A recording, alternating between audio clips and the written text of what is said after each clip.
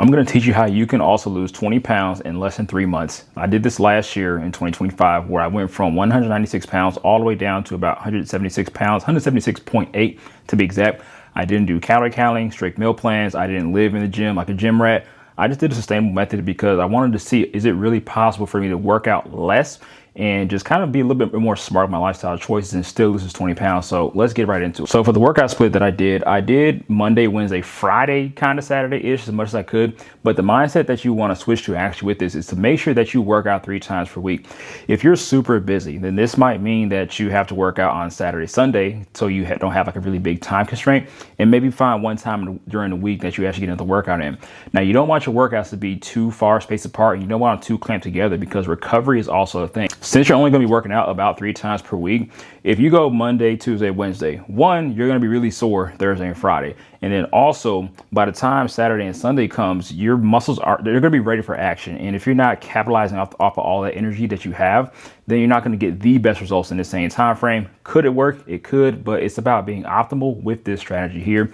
So 3 times per week, hit a lower body workout, hit an upper body workout, do a full body workout. And on your off days, all you're going to do is move your body. Now, one huge target I actually had during this process, I started off around about 8,000 to 9,000 steps per day. But every 3 to 4 weeks, I would bump it up by 1,000 to 2,000 steps.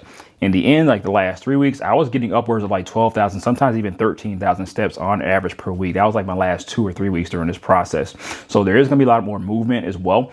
But I'm not a I'm not a big cardio guy.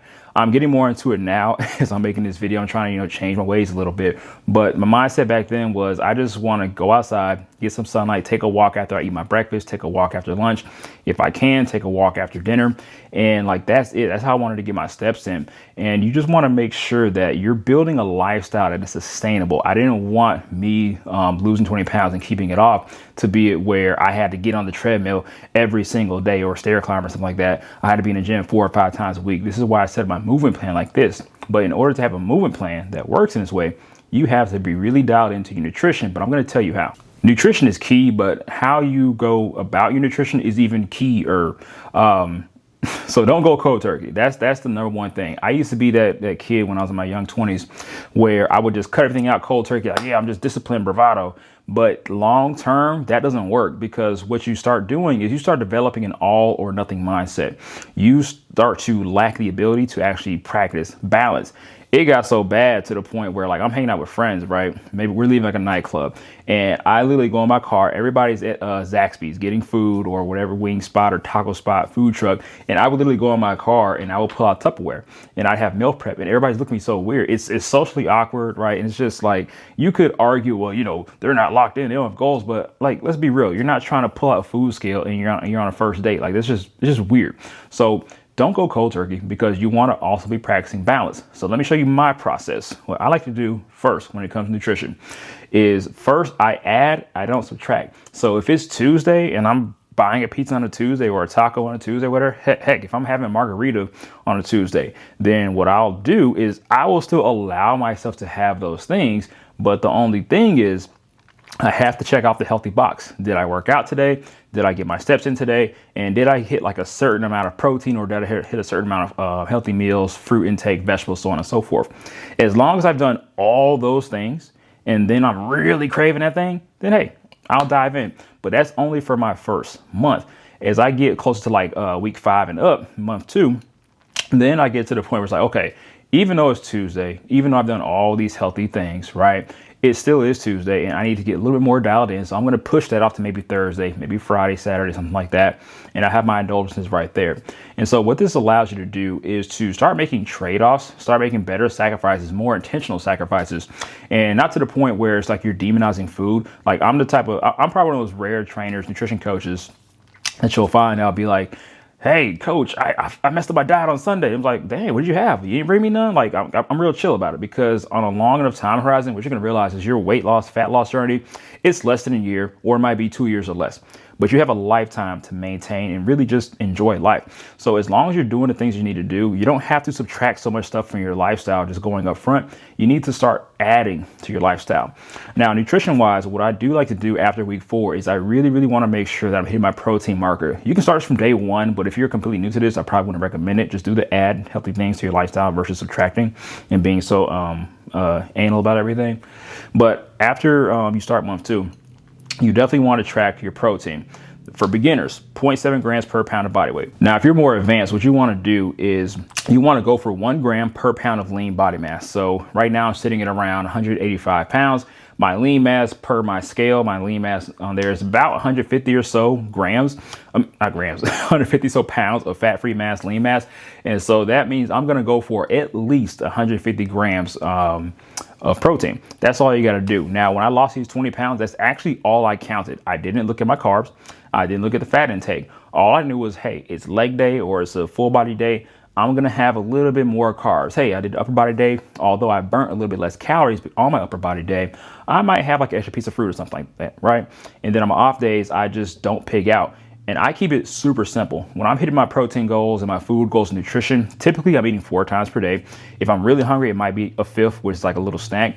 But on my off days, I specifically only eat 3 times.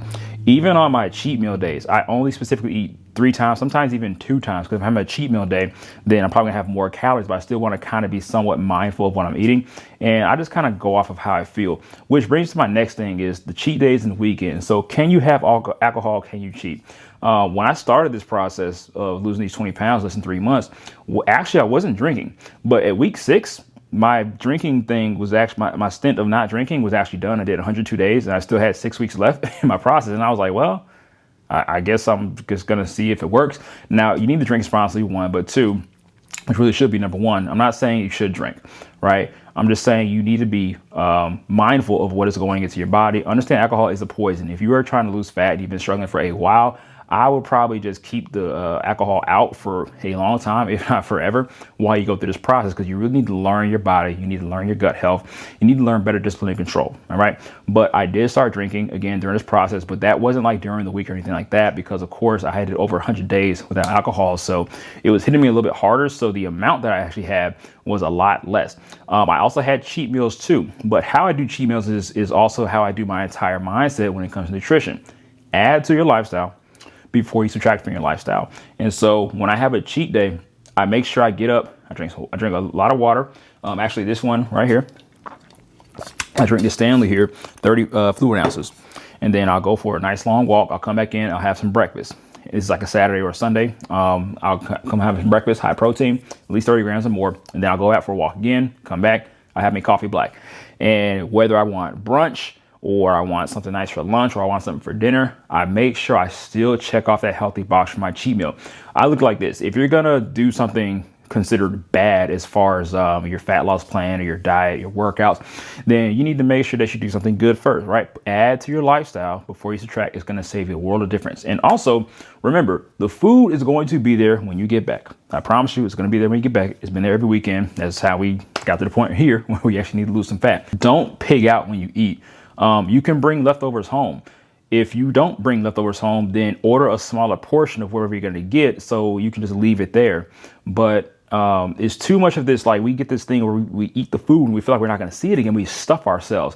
I don't eat until my body is distended. I'm uncomfortable. I can't barely move, or my stomach hurts. Like, I don't do that. Once I notice I'm full, I stop. I get a box to go. And I'm good, because guess what? That's a snack for later. Little mind hack right here is, if you have 1,000 calories worth of like a cheat meal at a restaurant and you eat, like half of it, and then you save the half for later, then when you get the munchies later, you want to eat something, that's the other 500 calories. But what you're doing right now is you're having all 1,000 calories right here. And then later on, you get hungry, and then we have more calories. And we look at the whole entire day, we've had like 3,000 something plus calories. Okay. So you want to be a little bit more mindful of things you're doing when it comes to cheat meals. You can have your cheat meals, you can have your cake and eat it too, but it's how you plan out your day overall to get to that point. Now, I appreciate you watching this video. Make sure you like and subscribe if you like this type of content, and let me know what you want to see in the future. Also, with this video, I created a beginner plan for you. This includes all the workouts that you can do 3 times per week to do the exact same thing that I did to help you lose some belly fat. It's in the comments below, so go ahead and grab it for free. And while you're here, it's time to build muscle. So I want you to watch this video next to see how we can put this entire plan to action together. Talk to you soon.